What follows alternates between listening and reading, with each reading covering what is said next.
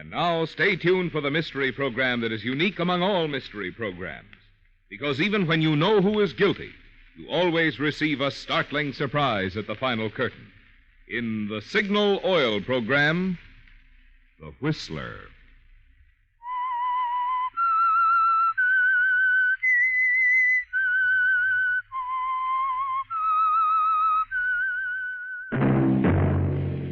Signal, the famous Go Farther gasoline, invites you to sit back and enjoy another strange story by The Whistler.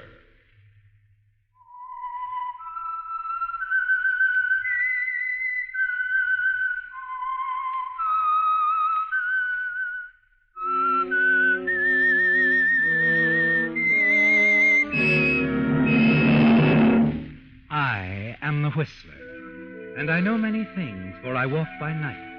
I know many strange tales hidden in the hearts of men and women who have stepped into the shadows. Yes, I know the nameless terrors of which they dare not speak. And now for the Signal Oil Company, The Whistler's strange story. Seattle, take 3.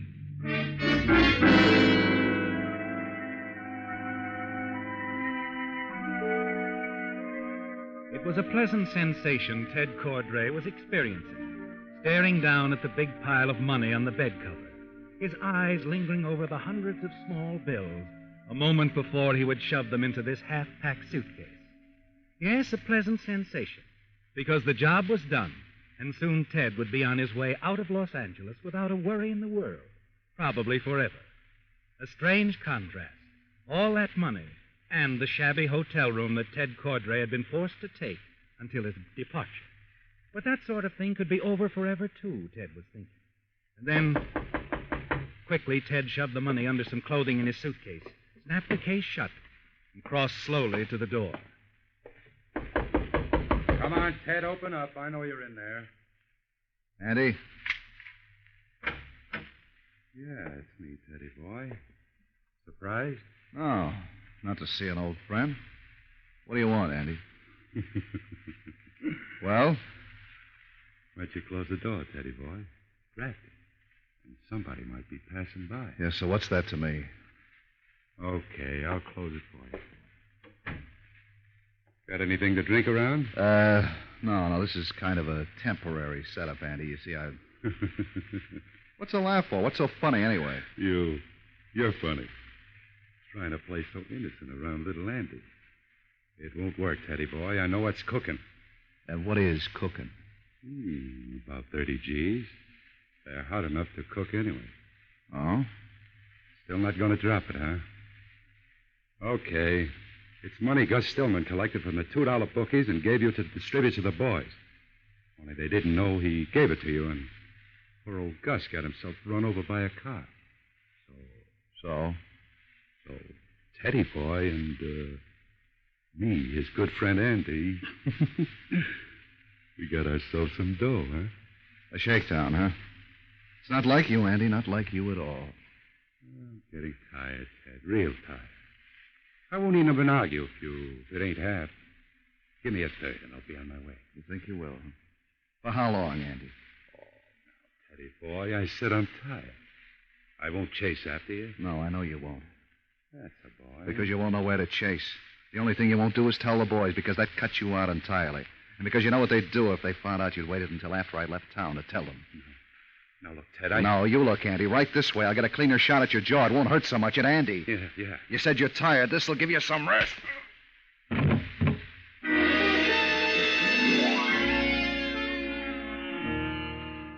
One blow does it, doesn't it, Ted? Andy sinks slowly, passes out on the floor of your hotel room. There's only one worry. He'll be covering every bus and railroad station in town in an hour or so. You tie him up securely, put a handkerchief over his mouth. Decide this will keep him quiet long enough for you to catch a plane. You grab your suitcase, step out of the room, and lock the door. Downstairs, you pay your bill, step into a phone booth, and call the airline. Central Airlines, reservations. I want passage for one, please. The next plane to San Francisco. Yes, sir, we can accommodate you. That will be flight 6, 11 tonight. 11? Well, that's 3 hours. Haven't you anything else? Sorry, sir, if you'd called earlier. Yeah, I'll skip it. I'll try another line. You don't like to stay too long on the phone, do you, Ted? Not with Andy unconscious just upstairs. But you take time to call 2 more airlines with the same results. No space or a later departure. You're wondering what to do when you hear an odd tapping on the glass door of the phone booth. You turn, almost freeze to the spot at the sight of a girl who's staring in at you, smiling amusedly. Well, hello, Betty. Hello, Ted. Get your party? No, they're calling me back. You never call me anymore. Oh, now look. Please, Ted. I wish we could talk things over. I made a mistake. It's you I want. Great. Tell that to your husband. Please, Ted. Let me talk to you. I'm in a hurry. I got things to do. Hey, how'd you know I was staying here? All right, I'll admit it. I followed you. Saw you on the street the other day and followed you. A little puppy dog. Uh-huh. You sure that's it? You weren't talking to Andy? Andy Clark? I haven't seen him for months. Oh. Come on. Talk to a guy, will you? I might scare up enough for a drink. Look, I have to make this one call. It's important. Then I want to get out of this place. It gives me the creeps. I'll wait for you. Okay. Only wait around the corner. There's a little bar there. It's kind of nice. I'll be right over, Betty. Sure. Sure. Funny. I believe you. Make it fast, huh? Yeah, 10 minutes. I'll be sitting right here reading the paper until this phone rings.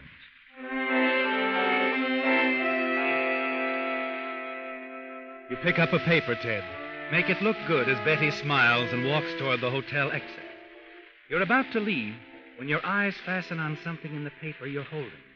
A little item in the classified section. Driving Seattle Monday a.m. Can take 3.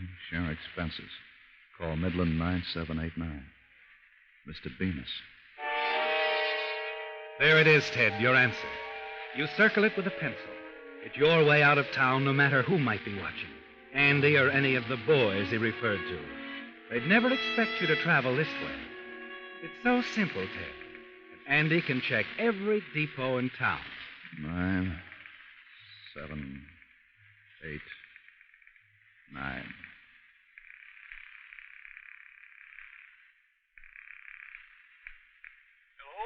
Hello? Mr. Bemis? Buell Bemis, that's right. What can I do for you? Well, my name is Cordray. I saw your ad in this morning's paper. Yes, Mr. Cordray. Like to make the trip with me? Nice, comfortable car. Yeah, how many are you taking? Well, now, to be perfectly honest, and I expected of people myself, no one, just no one's phoned me yet. First time I ever tried this sort of thing. Thought I'd save something, but... Look, Bemis, I like it better that way. Oh? Yeah, I'll go the whole thing, whatever it costs. How soon can we get away? Well, sir, you take me by surprise. Let me see now. No use starting right out. Night driving's bad, you know. How about 5:30 in the morning? I'll pick you up. Never mind. I'll meet you. Where are you staying? Why, it's no trouble. Where are you, I said? The Midtown Hotel. The Midtown. Good enough. I'll be there 5:30. Very good, Mr. Cordray.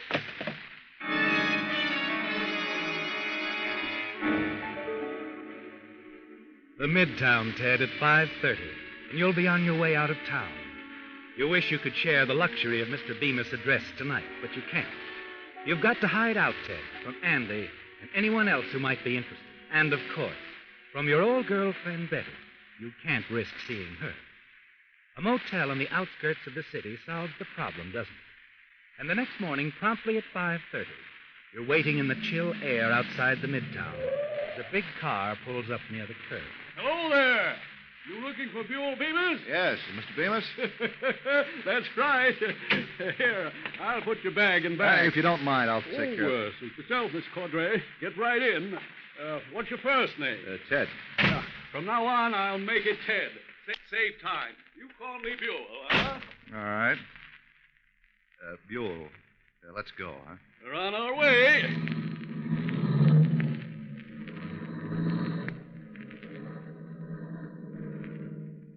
How do you like this boat? Beats walking, huh?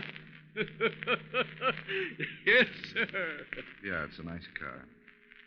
What route are we taking, Mr. Bemis? Make it Buell, please. I think 101 is best. More divided highway. Well, I think there's a quicker way to get on 101 if you'll turn up the...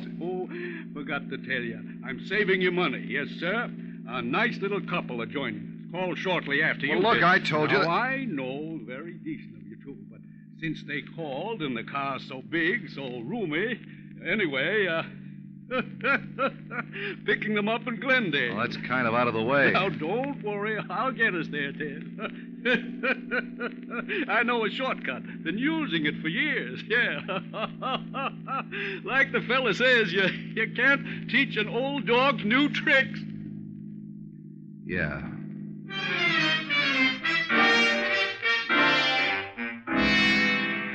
You aren't pleased, are you, Ted?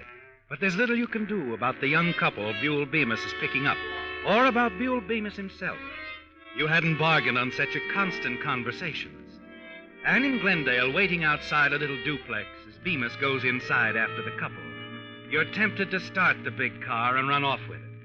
You decide against it, and then have cause to regret the decision. The couple with Bemis, Ted. You've never seen the man, but the girl. It's Betty, isn't it? Getting right into the car with you. Mr. Cordray, meet Mr. and Mrs. Wilson. Bob and Betty, huh? And this is Ted, folks. How do you do? Hi. Ted. That's a nice name. I knew a Ted once. Ever mention him to you, darling? No, I don't think you did. But I should have. Oh, I think this is going to be fun. Mr. Cordray. Ted, how did you happen to find out about Mr. Bemis? Make that Buell, my dear. I ran across his ad in the newspaper.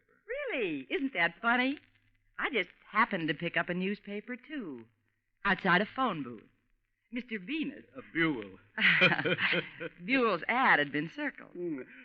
Somebody who didn't call, huh? I suppose. Too bad. There's so much room here. More the merrier. Well, all set, folks? I'm fine. Bob? I'm all right. Good. And you, Ted? All set and all acquainted, huh? I think it saves conversation. Yeah, let's save a little right now, Buell. Get this thing rolling. Huh? Oh, a kidder. That's good. This trip will be dandy. Real peachy dandy. And, folks, Yes? we're off. Off to see the wizard. Yeah, that little ad of mine was a good idea. A very, very good idea. Yeah, just great.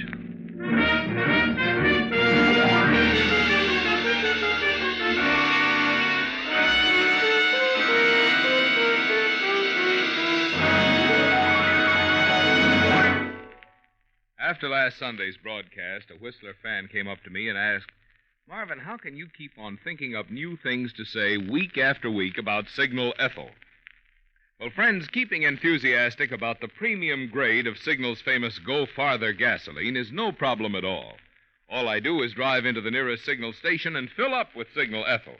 Then I step on the gas. When I see how my car steps out ahead in city traffic, I know what I'm going to say about Signal Ethyl's Get Up and Go. When I point my car up some steep hill and see how Signal Ethyl keeps me in high right over the top, I know what I'm going to say about Signal Ethyl's power. I just say the same things you'll be saying once you try this great gasoline that's scientifically engineered to bring out the best in any car of any age. In fact, once you treat your car to a tank full of this super powerful super fuel, I can just hear you saying, Marvin Miller was sure right about Signal Ethyl.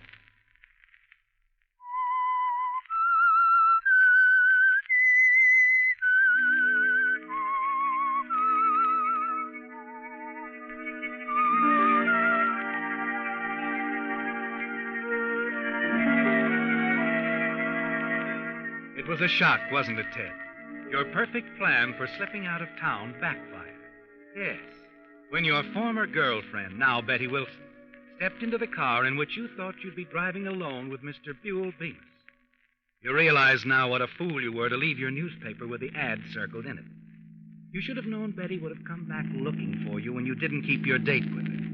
Then you begin to realize you were stupid to have used your real name with Bemis. Slipped out before you thought about it. But those mistakes are behind you now, Ted. And Betty's sitting only a few feet from you in the big car, listening along with you and her husband to the rambling, ceaseless talk supplied by the driver and owner, Mr. Buell Bemis. But you'll see. Nice little valleys, beautiful hills, Even see the ocean every now and then. Do you suppose we'll see a coffee shop, Buell? I could stand some. Oh, no, just the spot. Castaic. That's where I'm swinging back over to pick up 101. Yeah. You Glendale folks took me a little out of the way. Sorry. No, perfectly all right. Worried Ted here, though. Really? You skip it, and let's not wait till Castaic, Bemis. The joint up ahead's fine. Ooh, all right. But don't get sore. Don't get sore. He does stop, doesn't he, Ted? After you'd almost given up hope. Betty excuses herself while her husband, Bemis, and you enter the coffee shop. Later, after your coffee, when Bemis returns to the car, you manage a few moments alone with her as she waits for her husband to return from a drugstore half a block away. Surprised, weren't you? Frankly, yes. How'd you know I'd be in that car? Because you're a heel. I mean, specifically, how did you know? Specifically, you're a heel. That's why I came back into the hotel and listened outside the phone booth. The walls like paper. You heard every word. Practically. The newspaper told me the rest. So where do we go from here? Seattle, I believe the ad said. Your husband, does he jump whenever you give the order? Sometimes. This was one. He isn't too well. Out of work. I said there was a job for me in Seattle. Nightclub. Wouldn't let me go alone, that's all. It's pretty slick. And when there's no job? There'll be no Betty either. She's going with Ted. Isn't that right? Yeah, I guess so. All right, I've got no objection. Have you given any thought to what we'll use for money? No? You? I'm broke, Betty. You always manage. Satisfied to take that kind of a chance, huh? With you? Yes. Okay. You seem to be calling the plays. There's your husband getting into the car. Come on, let's get started.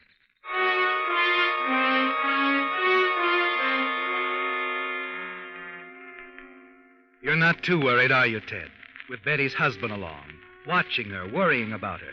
You'll be able to get away, perhaps in San Francisco. Meanwhile, you can keep her assured that everything's all right. But back in the car and on the road, everything doesn't go all right. Betty's husband, you happen to turn around just in time to see him pitch forward slightly, clutching at his stomach. Bob, what is it? I don't know.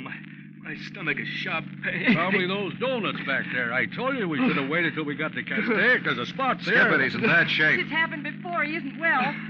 Mr. Venus, you gotta find him a doctor. You heard her. Find a doctor. Turn around. Somebody back there can tell us where to go. Well, all right, whatever you say.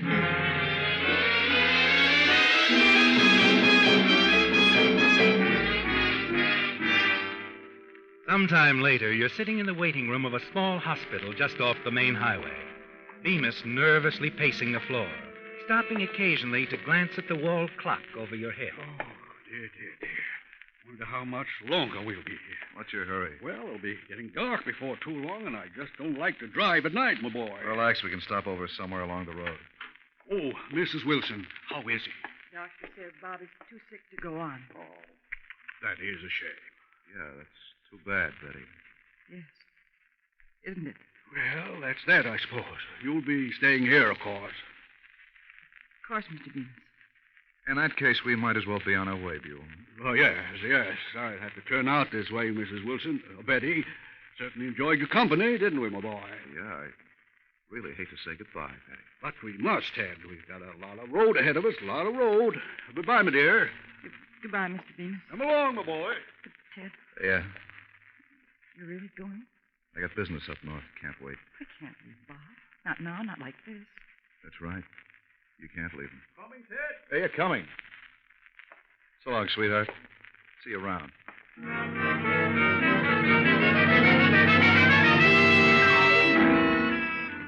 Back in the car, speeding north, you lean back in your seat, pleased with the way things have turned out. Yes, you're rid of Betty now, aren't you, Ted? Once and for all. You're certain of that. And it's a big load off your mind. Finally, with the coming of darkness, Bemis drives into a motel. After a few drinks at the bar, dinner, you retire to the privacy of your own room and open your suitcase. Well, the money. Where's the... It's gone. The money's gone. Betty. When we stopped for coffee, she went back to the car. That's where... She took it.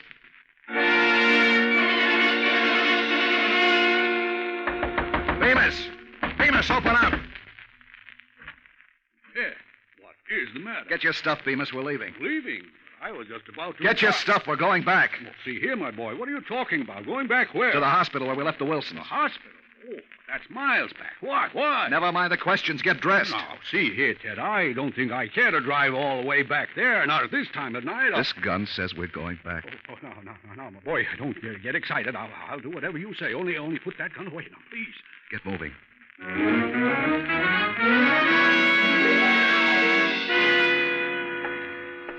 Dr. Fell, just a moment, please. I'll connect you. Pardon me, miss. Yes, sir. You have a patient here, Mr. Wilson. Came in this afternoon. Mr. Wilson? Oh, yes. You're a friend of his? Yeah. I was wondering if Mrs. Wilson... I'm sorry, sir. Mr. Wilson died on the operating table 2 hours ago. He died? Yes. Oh, I see. Is Mrs. Wilson still here? No, she left some time ago with Dr. Mason. I believe he was going to drive her to the bus stop. The bus stop? Down at the end of the street. She said something about going back to Los Angeles to inform relatives. Thanks.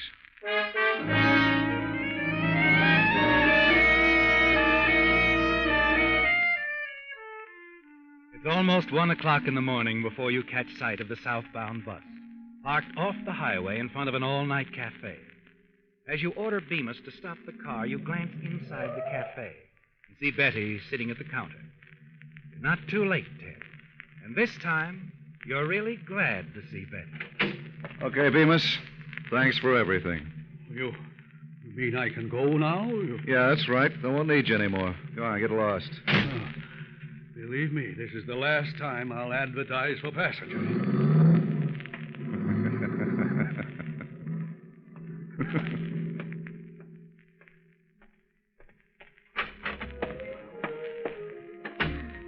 Yes, sir, honey. Nobody ever puts anything over on Charlie Sims. Been in the business too long for that. What did you say your name was, honey? I didn't say.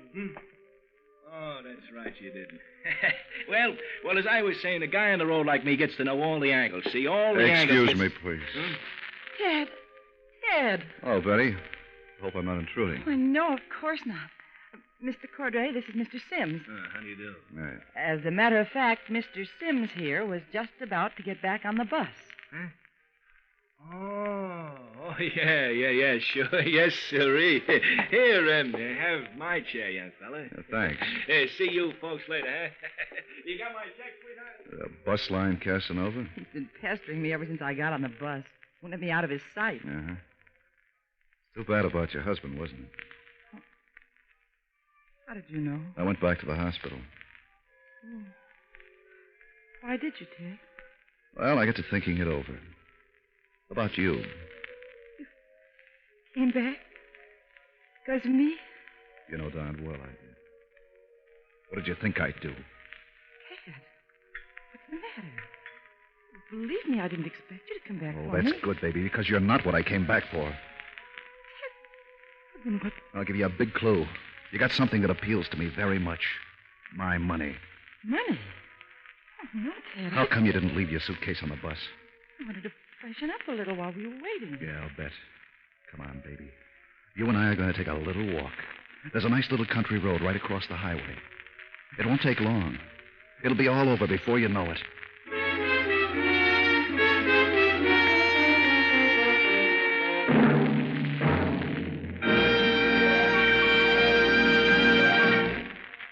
Probably the question drivers ask each other most often is, how much oil do you have to add between drains?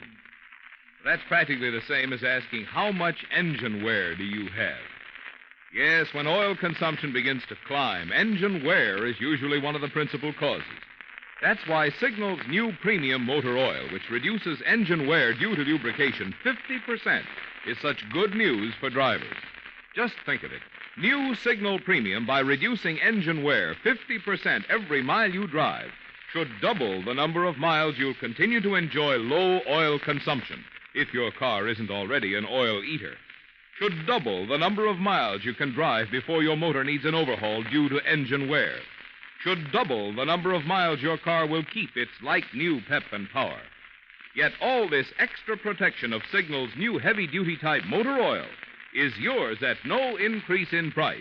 If you'll just remember one thing, get your next oil change at a Signal service station. Where? At a Signal station.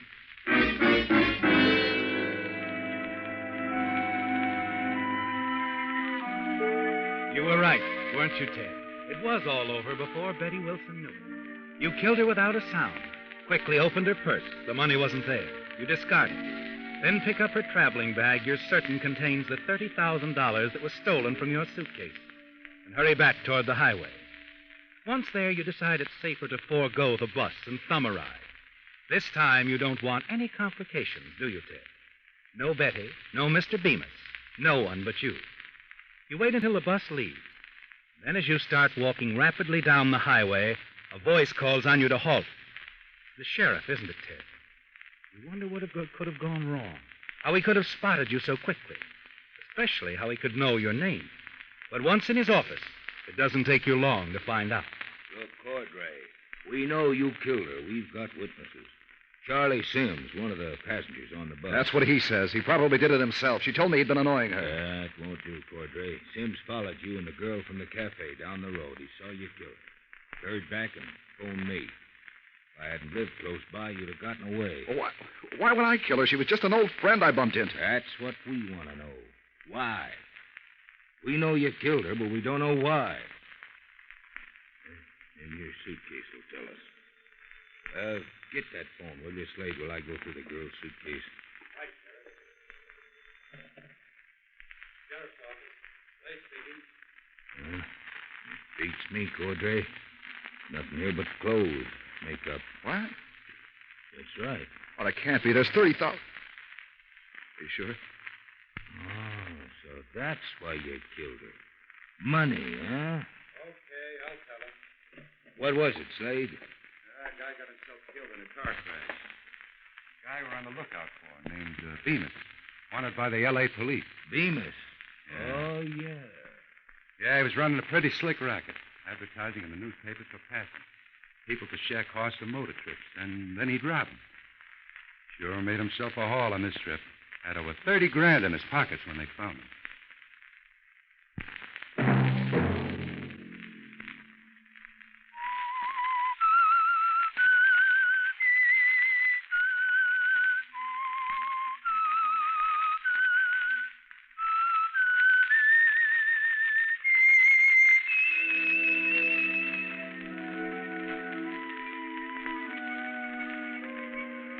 Let that whistle be your signal for the Signal Oil program, The Whistler, each Sunday night at this same time. Meantime, Signal Oil Company and the friendly independent dealers who help you go farther with Signal gasoline hope you'll remember, regardless of what gasoline you use, you'll enjoy more miles of happy driving if you drive at sensible speeds, obey traffic regulations, and avoid taking chances. When you take a chance to save a moment, you take a chance on that moment being your last.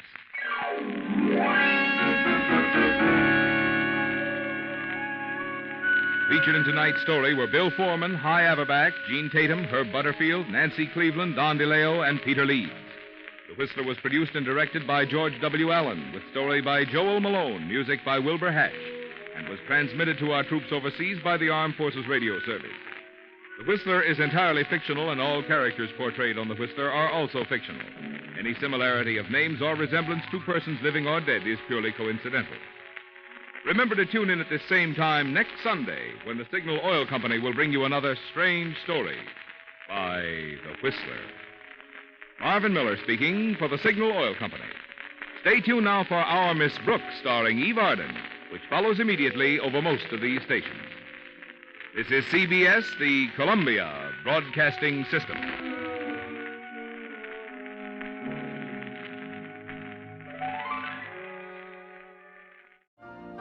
You've been listening to the OTR Gold Network.